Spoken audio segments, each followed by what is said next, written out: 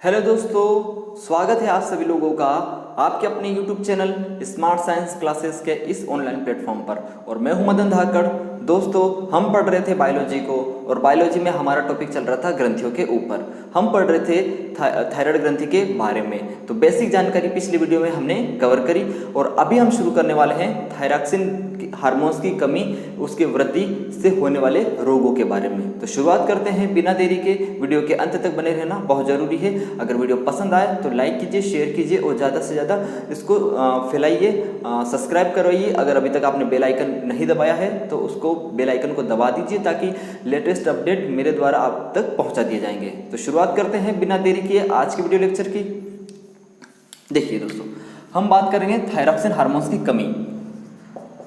Thyroxine hormones की कमी। दोस्तों, शरीर में यदि थायरॉक्सिन हार्मोन्स की कमी हो जाती है तो रोग होते हैं। क्या होते हैं? रोग होते हैं। और उन रोगों में की बात करें तो बच्चों में अलग होते हैं, बच्चों में अलग होते हैं और वयस्कों में अलग होते हैं, यानी एडल्ट में। ठीक है, तो हम बोल सकते हैं deficiency of thyroxine hormones, deficiency of thyroxine hormone. तो थायरॉक्सिन हार्मोन्स की डिफिशियंसी या कमी से कौन कौन से रोग होते हैं? तो बच्चों में जो रोग होते हैं, बच्चों में जो रोग होता है और वयस्क में जो रोग होता है, रोग। ठीक है, तो बच्चों में जो रोग होता है उसे कहा जाता है क्रिटिनिज्म। ठीक है, क्या कहा जाता है? क्रिटिनिज्म, या फिर इसे बोला जाता है हिंदी में जड़ वामनता। जड़ वामनता, क्रिटिनिज्म, क्रिटिनिज्म। ठीक है, ये इंग्लिश में लिख दिया मैंने, ये एक ही है। क्रिटिनिज्म, जड़ वामनता, क्रिटिनिज्म। और अगर वयस्क की बात करें तो वयस्क में होता है मिक्सोडेमा, मिक्सोडेमा, मिक्सोडेमा। ठीक है, और हिंदी में क्या बोलेंगे इसको? नाम ही मिक्सोडेमा है। ठीक है, मिक्सोडेमा। चलिए, तो दो प्रकार के रोग हो गए, वयस्क में होने वाला रोग मिक्सोडेमा और बच्चों में होने वाला रोग क्रिटिनिज्म। इनमें होता क्या है? लक्षण क्या है? लक्षण की अगर बात करते हैं तो शरीर पर वसा का जमाव हो जाता है। क्या बोल रहे हैं? शरीर पर वसा का जमाव हो जाता है। यहाँ जम रही है, यहाँ जम रही है, पेट बाहर निकल गया है, बाहर निकल गया है, बाहर निकल गया है, शरीर बड़ खाबड़ हो जाता है। ये कहलाता है मैक्सोडेमा रोग। ठीक है, हम बोल रहे हैं कि शरीर पर वसा का अत्यधिक जमाव हो जाता है, अत्यधिक जमाव हो जाता है, जमाव हो जाता है। तो शरीर पर अत्यधिक वसा का जमाव हो जाता है जिससे शरीर बेडौल हो जाता है और यही रोग कहलाता है आपका मैक्सोडेमा। और किस में होता है? वयस्कों में होता है। और यहाँ बात करें बच्चों में, तो बच्चों में दोस्तों जो रोग होता है, जो इसके लक्षण हैं, क्रिटिनिज्म के जो लक्षण हैं, तो बच्चे कैसे हो जाते हैं? बौने या फिर मंदबुद्धि। पहले बोलते हैं कि बच्चे कैसे होते हैं? मंदबुद्धि, यानी अकल वकल नहीं होती है। पहली बात हो गई। दूसरी क्या दिक्कत हो सकती है? दूसरी हो सकती है उनकी हाइट बहुत छोटी रहती है। ठीक है, तो हम हाइट छोटी रहती है उसको बोलते हैं ऊंचाई कम होती है, ऊंचाई कम होती है, बच्चों की ऊंचाई कम होती है। तो थायरॉक्सिन हार्मोन्स की कमी से होने वाले रोग की बात कर रहे हैं और हजारों बार प्रश्न में एग्जाम में पूछा गया टॉपिक है, इस वजह से मैं इसको बहुत सेपरेटली पढ़ा रहा हूँ। थायरॉक्सिन हार्मोन्स की कमी से बच्चों में, और बच्चों की बात करते हैं और बड़ों की बात करते हैं तो दो प्रकार के रोग होते हैं। बच्चों में जो होता है रोग उसका नाम है क्रिटिनिज्म और वयस्कों में जो रोग होता है उसको बोलते हैं मैक्सोडेमा। क्रिटिनिज्म क्या होते हैं? बच्चे जो होते हैं वो मंदबुद्धि होते हैं और उनकी ऊंचाई कम रहती है, मतलब बोने टाइप के रहते हैं, ज़्यादा बढ़ते नहीं हैं, ऊंचाई कम रहती है। और वयस्कों में मैक्सोडेमा क्या होता है? शरीर पर हर जगह पर वसा का अत्यधिक जमाव हो जाता है जिससे शरीर बेडौल हो जाता है, बेढंगा हो जाता है। ठीक है दोस्तों, लीजिए स्क्रीनशॉट, फिर बढ़ते हैं आगे।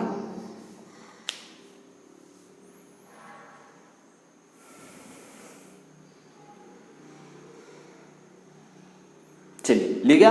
अब बढ़ते हैं आगे।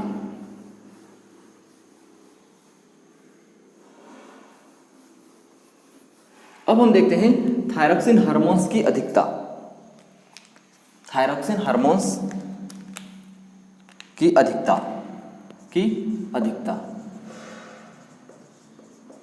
थायरॉक्सिन हार्मोन्स की अधिकता, थायरॉक्सिन हार्मोन्स की अधिकता।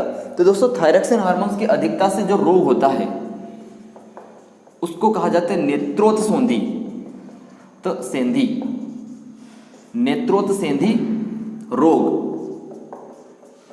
ठीक है, इसे बोला जाता है एक्सोप्थेल्मिक ग्वाइटर, एक्सोप्थेल्मिक ग्वाइटर।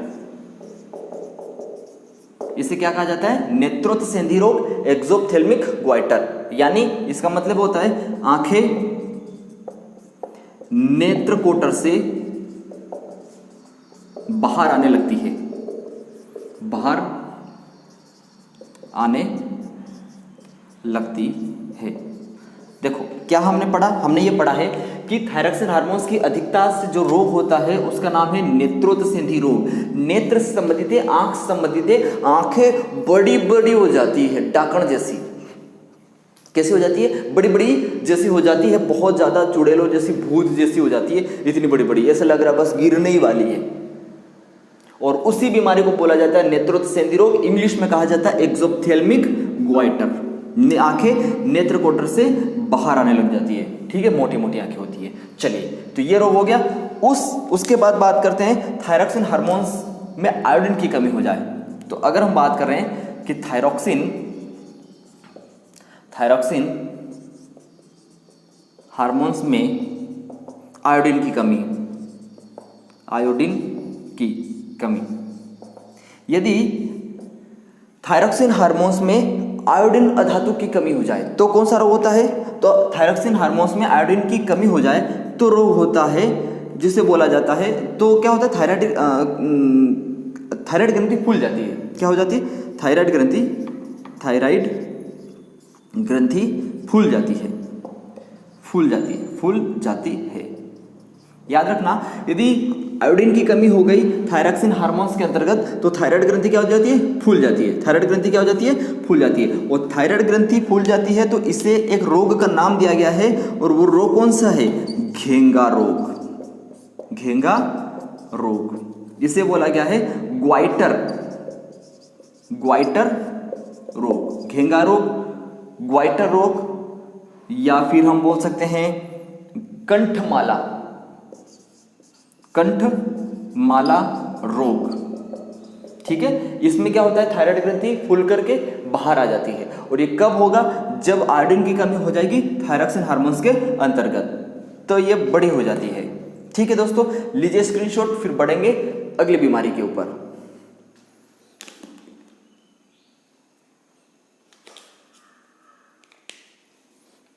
चलिए बढ़ते हैं आगे।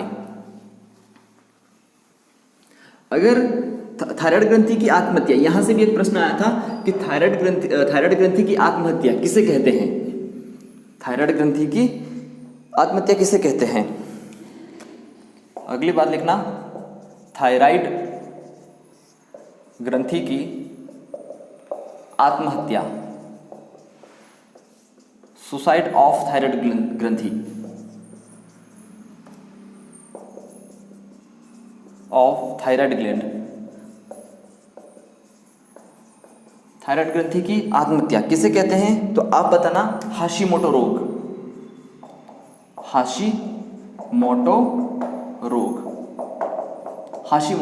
हाशिमोटो रोग को कहा जाता है थायराइड ग्रंथि की आत्महत्या। थायराइड ग्रंथि की आत्महत्या किसे कहते हैं? हाशिमोटो रोग को कहते हैं। जब थायराइड ग्रंथि में कुछ प्रॉब्लम होती है तो थायराइड ग्रंथि खुद का ट्रीटमेंट शुरू कर देती है, खुद का ही ट्रीटमेंट शुरू कर देती है, जिससे थायराइड ग्रंथि धीरे धीरे खत्म होने लगती है। और यानी खुद के ट्रीटमेंट की वजह से खुद का विनाश हो रहा है, इसी वजह से बोलते हैं थायराइड ग्रंथि की आत्महत्या। किस रोग को कहा जाता है? हाशिमोटो रोग को कहा जाता है। तो हाशिमोटो रोग में ट्रीटमेंट शुरू हो जाता है थायराइड ग्रंथि का, जिससे थायराइड ग्रंथि पूरी तरीके से टोटली खत्म हो जाती है। ठीक है, चलिए अब हम एक और बात आ जाए, थायराइड ग्रंथि में होने वाली गठाने। थायराइड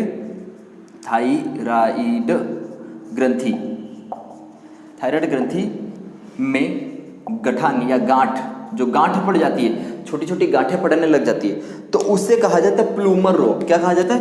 प्लूमर रोग। उसे क्या नाम देते हैं? प्लूमर रोग। तो प्लूमर रोग क्या है सर? प्लूमर रोग थायराइड ग्रंथि से संबंधित है और प्लूमर रोग में थायराइड ग्रंथि में छोटी छोटी गठानें पड़ने लग जाती है। ठीक है दोस्तों, तो इतनी सारी जो जानकारी थी ये थायराइड ग्रंथि में कमी, अधिकता और जो बीमारियां इससे संबंधित है उससे थी। थायराइड ग्रंथि की बात करें तो थायराइड ग्रंथि से थायरोक्सिन हार्मोन्स के अलावा एक और हार्मोन्स निकलता है जिसको हम डिस्कस कर लेते हैं। थायराइड ग्रंथि से टीसीटी, थायरोकैल्सिटोनिन,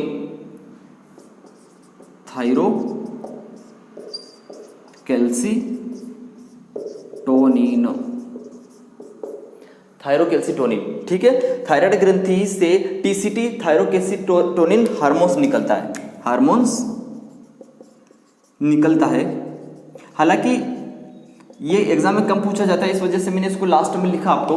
थायराइड ग्रंथि से कौन सा हार्मोन्स निकलता है? टीसीटी यानी थायरोकैल्सिटोनिन हार्मोन्स निकलता है और ये शरीर में कैल्शियम की मात्रा को कंट्रोल करता है। शरीर में कैल्शियम की मात्रा को कंट्रोल करता है, या इसको बोल सकते हैं कि कैल्शियम की मात्रा को ब्लड में कम करता है। ब्लड में या रक्त में कैल्शियम की मात्रा को कम करता है। दो चीजें हो गई हमारे पास यहाँ पर कि थायराइड ग्रंथि से एक विशेष प्रकार का हार्मोन्स निकलता है, टीसीटी हार्मोन्स, थायरोकैल्सिटोनिन हार्मोन्स। और ये हार्मोन्स क्या करता है कि शरीर में कैल्शियम की मात्रा को कंट्रोल करता है या ब्लड में कैल्शियम की मात्रा को कम करता है। ठीक है दोस्तों, लीजिए स्क्रीनशॉट। चलिए दोस्तों, आज के इस वीडियो लेक्चर में, इस सेशन में हमने पूरी तरीके से अपनी थायराइड ग्रंथि से जो कमी से या अधिकता से होती है रोग, उनको अच्छे से पढ़ा। और अब हम अगले वीडियो में अगली अंतःस्रावी ग्रंथि को अच्छे से डिस्कस करेंगे। तो वीडियो के अंत तक बने रहने के लिए बहुत बहुत धन्यवाद। वीडियो अगर पसंद आया हो, अच्छा लगा हो और आपको ज़रूरी जानकारी इससे मिली हो तो ज़्यादा से ज़्यादा इसको फैलाएं, मेरी थोड़ी सी मदद करें, अपना छोटा सा परिवार बढ़ाने में मेरा सहयोग करें। वीडियो अगर पसंद आया है तो ज़्यादा से ज़्यादा इसको फैलाओ। ठीक है दोस्तों, आज इतना रखते हैं, बाकी हम पढ़ेंगे अगली क्लास में। बहुत बहुत धन्यवाद, शुक्रिया, जय हिंद, जय भारत।